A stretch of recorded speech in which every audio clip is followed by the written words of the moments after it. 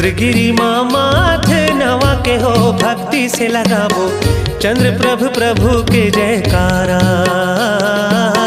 चंद्र प्रभु प्रभु के जयकारा। चंद्रगिरी माँ माथे नवा के हो भक्ति से लगाबो चंद्र प्रभु प्रभु के जयकारा, चंद्र प्रभु प्रभु के जयकारा।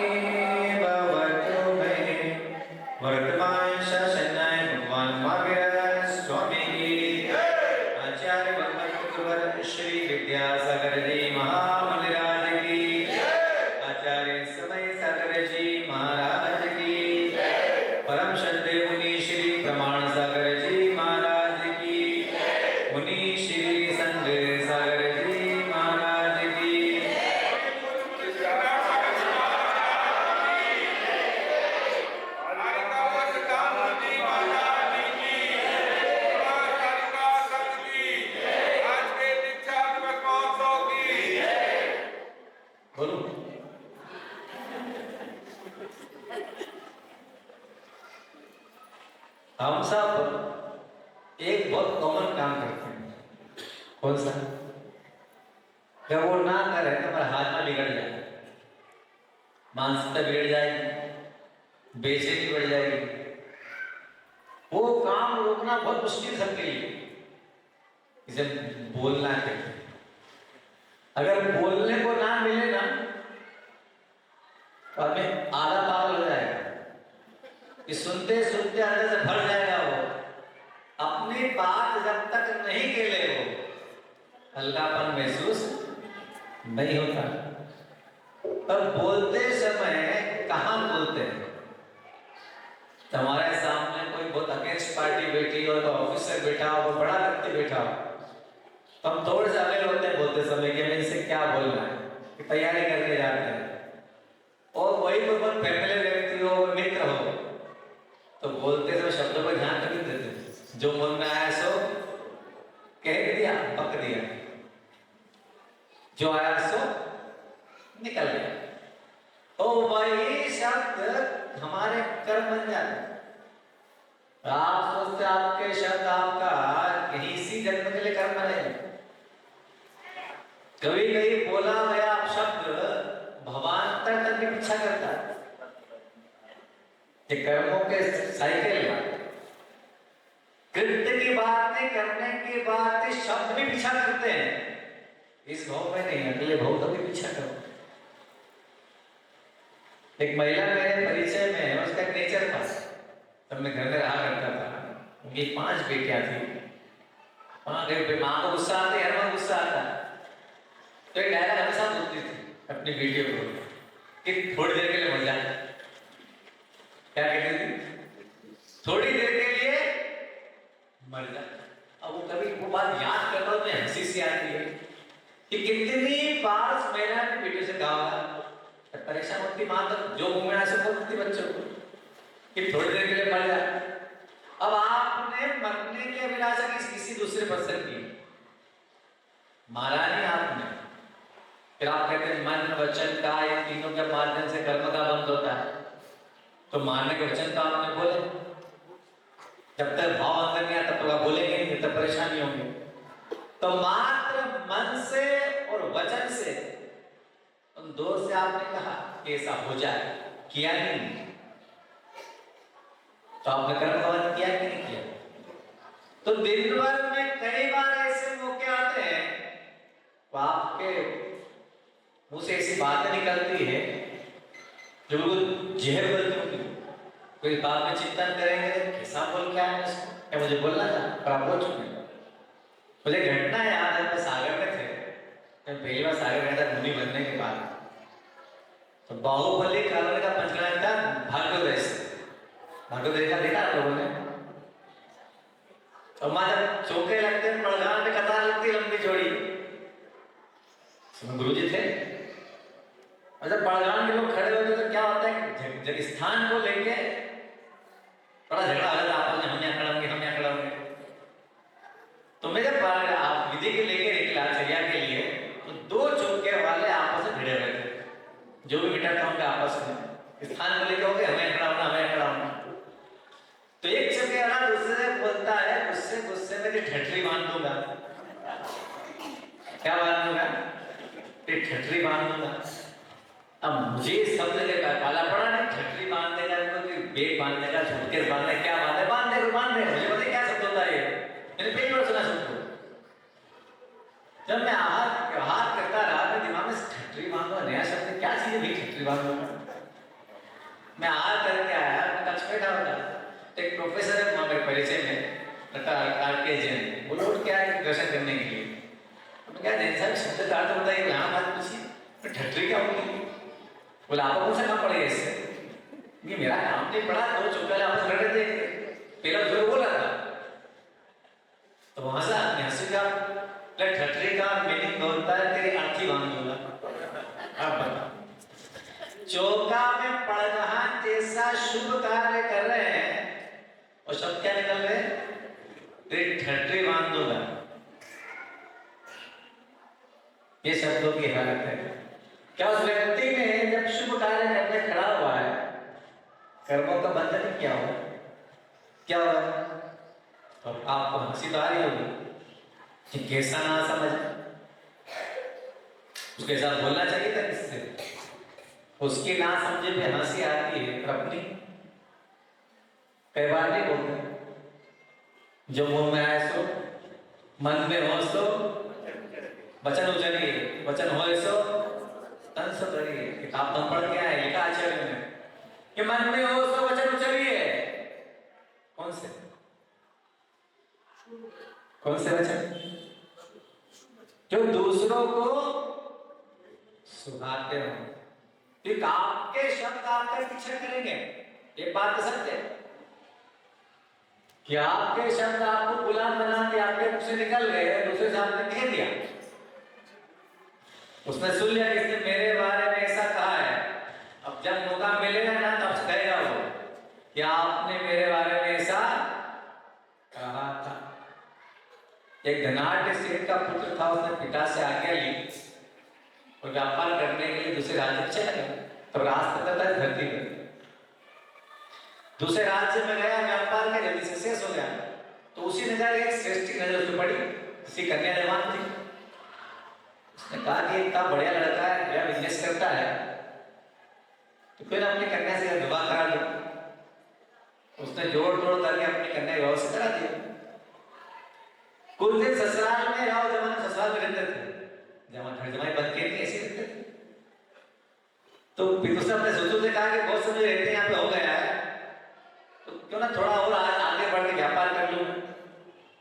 तो ससुर अनुमति दे दी कि ठीक है, व्यापार करने के लिए चले जाओ, फिर लौट के आ जाना। वो समुद्र के रास्ते व्यापार करने निकला और दुर्भाग्य से उसका जहाज था, घटनाग्रस्त हो गया और डूब गया। और जैसे तैसे जान बचा के समुद्र के किनारे पे आया और पांव पैदल चलते किसी गांव में पहुंचा। तो पता चला है कोई सराय बनी हुई है, उस पर जाके ठहर गए। बड़ी खोज की तो पता लगा कि सराय तो उसके ससुर ने बनवाई है, नगर सेठ इस नगर का, उसी नगर में पहुंच गया। इधर वो विश्राम में बैठा हुआ था, बड़ा थका हुआ था, तो अपने भाग्य को, आप लोग जो परेशान क्या करते हैं, होता है ना भाग्य कैसा का भाग दुर्भाग्य, व्यापार करने का डर, हाल डूब गया मैंने, अपने दुर्भाग्य कोस रहा था। तभी एक व्यक्ति उसके पास दौड़ के आया, कोई वस्तु गिराया, भाग गया उसके पास। उसने वस्तु को देखा ही क्या चीज है, उसने कोतवाल ने उसका हाथ पकड़ लिया कि अच्छा तू ही चोर है। उसने हुआ क्या भाई, तेरे हाथ में सोना रंगन है, तूने चुराया। कोतवाल तो पकड़ लिया नहीं लगा, वो तो बैठा था आराम से, और कहां से मुसीबत आई। कहते किस्मत खराब होती है ना, तो आज भले कुकुर पे बैठा तो कुत्ता काट गया, किस्मत है। अब वो अच्छा वाला बेटा था, कोतवाल हाथ पकड़े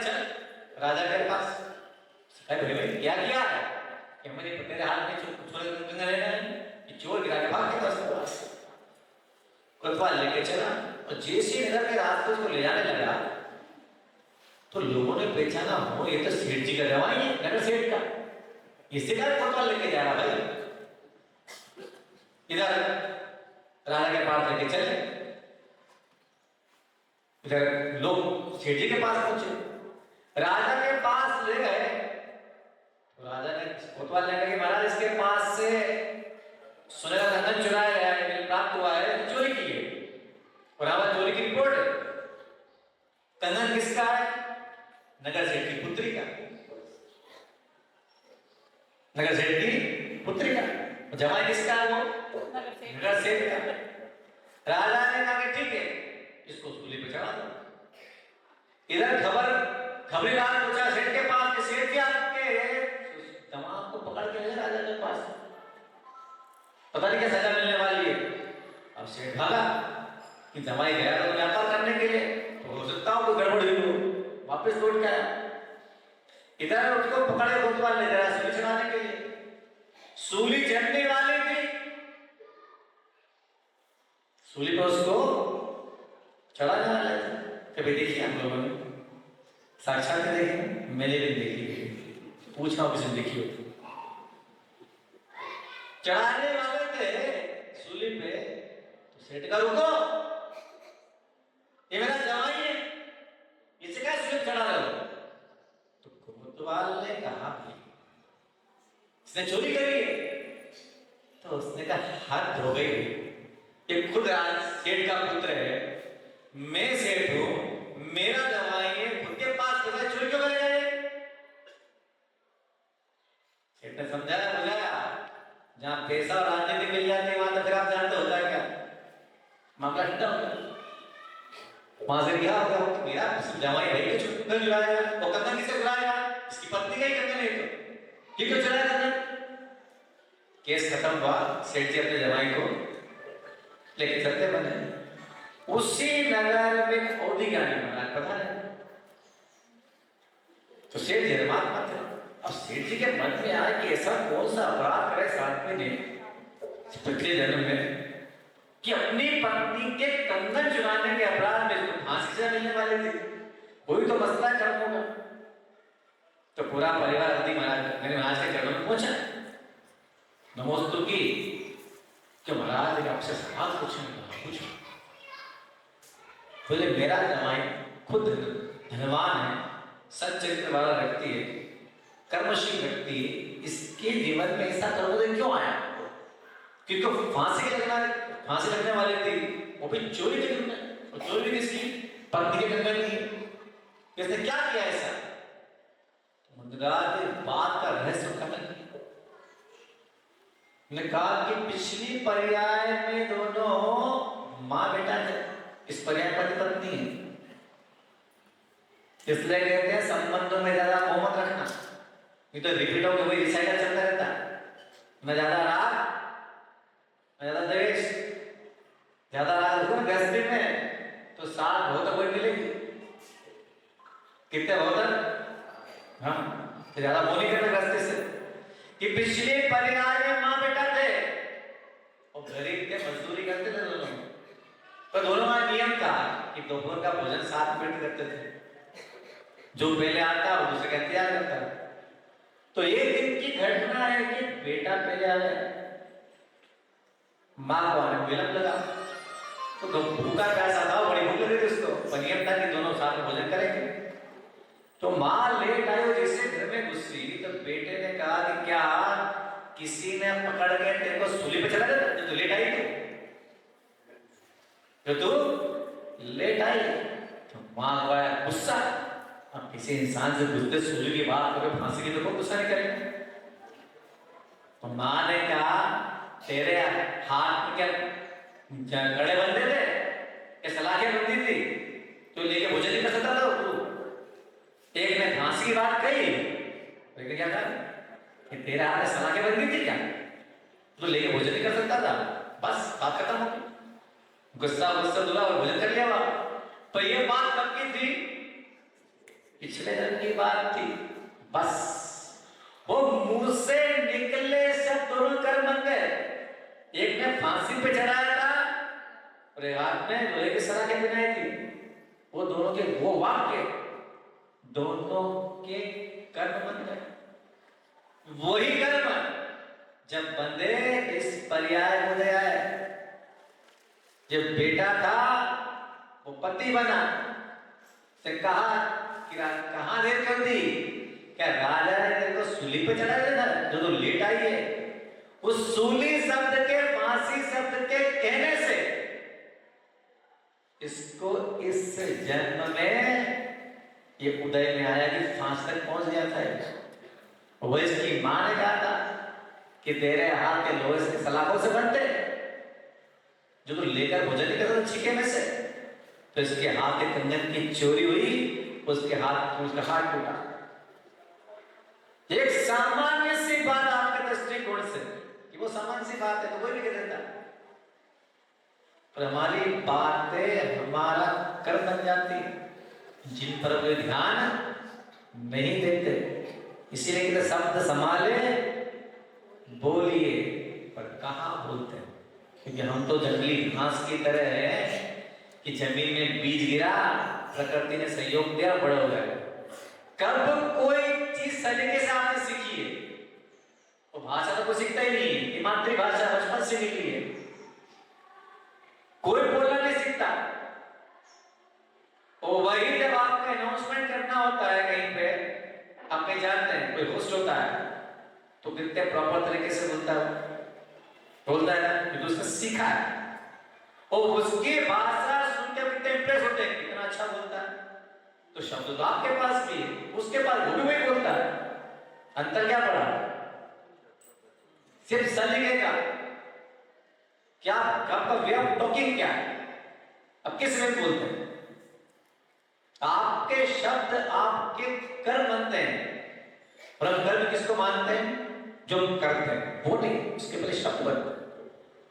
इसलिए अपने शब्दों को बहुत अच्छे से जांच पर बोलना चाहिए। आपने आचार्य जी को देखा होगा, जब भी बोलते थे कोमल शब्दों में, बहुत पोलाइट, वो काम की बात, तो हमेशा ऐसे ही अपने शब्दों को जांचना चाहिए कि आखिर हम बोलते कैसे। नहीं तो जो मन में आया सो बोल दिया, तो मात्र 2 वाक्य सूली और तेरे हाथ टूटे थे क्या? अगली पर्याय तो शब्दों ने पीछा किया, उसके जीवन में उदय में आया। फिर आप पूछते महाराज जी हमने तो इस पर्याय में कुछ नहीं किया, हमें तो दुखी क्यों है? तो आपका क्या अगली बार में विश्वास नहीं है ना? आप पहले तो रहे होंगे कि स्पेशल तो पैदा हुए नहीं, क्या अभी को निर्माण किया गया है, पहले भी आप थे। तो आपके पिछले कर्मों का हिसाब भी तो आपको जोड़ के रखना है। आपने बांधे आपको देने आएंगे। धर्म को मानते तो कर्म के बंधन को बहुत गहराई से स्वीकार करना, क्योंकि आप करते धर्म है और फैसला होता है कर्मों का। धर्म का फैसला नहीं होता, इंसान कर्म का फैसला होता। तो हम धर्म करते हैं, क्या धर्म करते करते अपने कर्मों पर ध्यान देते हैं? न हमारे वचन कंट्रोल में होते, न मन कंट्रोल में होता। हाँ, हमारी काय कंट्रोल रहती। क्यों? कि सामने कानून का, समाज का और मर्यादा का भय है। क्या वचन पर मन पे कंट्रोल होता है? एक क्षण में न जाने क्या सोच लेते हैं, पर थोड़ी देर डर लगता कहेंगे तो, और कभी कह भी लेते हैं। धर्म यही सिखाता है कि अपने कर्मों को, मन और वचन को प्रारंभिक तौर पे कंट्रोल करते रहिए, क्योंकि आपके मन में जैसी कोई बात आई है, जैसे आई है, सेकंड तो दूर की बात है, जैसे आई है जुड़ जाएगी आपके कर्मों से, आत्मा से जाके वो कर्म ट्रांसफर हो जाएगी। तो कितने जैसे ही निमित्त मिला आपके मन में अपनी अनुकूलता के हिसाब से उसकी पिक्चर बनाई, तो पिक्चर बने का बता रहा है, शुभ भी हो सकता है, अशुभ भी हो सकता है। तो तुलना करो कि आप शुभ ज्यादा मानते हैं, अशुभ ज्यादा मानते हैं? कीजिए कैलकुलेशन। मीठा खाएंगे तो स्वाद थोड़ी देर रहता है, तो कड़वा खा लेते हो बस, कर्म ऐसे चलता है। एक अशुभ कर्म का बंधन आपके दिन भर के धर्म ज्ञान को नष्ट कर देगा, क्योंकि कड़वा मीठे का स्वाद तो थोड़ी खत्म हो जाएगा, मुझसे चल जाएगा, कड़वे का स्वाद लंबे समय तक रहता है। तो धर्म करते तो अपने कर्म को जांच करिए, परख करिए कि आखिर करता क्या। ईश्वर को नहीं मानने वाला व्यक्ति भी अच्छा धर्मात्मा हो सकता है। कैसे पॉसिबल है महाराज? बिल्कुल सही बात है, अपने कर्म को देखते रहो। सत्य कर्म ही धर्म है। ईश्वर को न कोई पा सका है न कोई पाएगा। ईश्वर बनने की छूट है, ईश्वर को पा सकते हो की तरह की आपको मिलेंगे वो, ना भूत ना भविष्य, कभी नहीं मिलेंगे आपको। आप बन सकते हैं तो आपको मिलेंगे नहीं, आपको मिलेंगे आपके कर्मों के अनुसार। ईश्वर ये तो कहना चाहता है आपसे कि हमने कर्म सही करिए। हम धर्म पे ध्यान देते हैं, धर्म तो अच्छा करते हैं बिल्कुल, लोग तो वाह कितना अच्छा धर्मात्मा व्यक्ति है, पर अंदर कितनी सड़ांध भरी इसके अंदर, क्या होगा? धर्म का सार कि ज्यादा पूजा पाठ नहीं बनता हो, ज्यादा भगवान के पास ना जा पाते हो, अपने कर्मों को तो जा सकते हैं ना।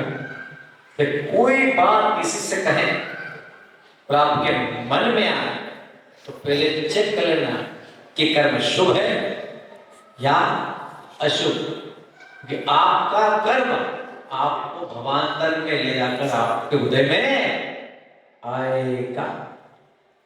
बी अवेयर, आप सब अपने कर्मों को अच्छे से जांच परख के उनको निभाएं और जहां तक अपनी प्रवृत्ति मन से वचन से सही करें।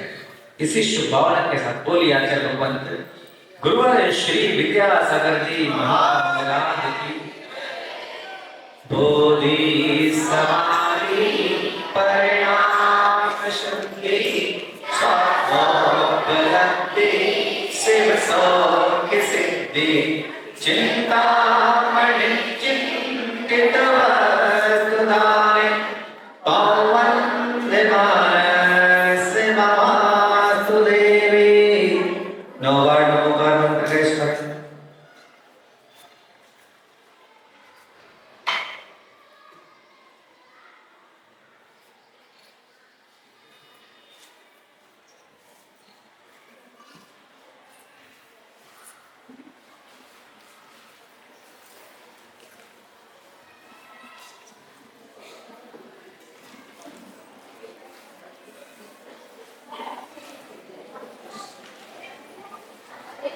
भूली द्वादशांग दिलवाणी पता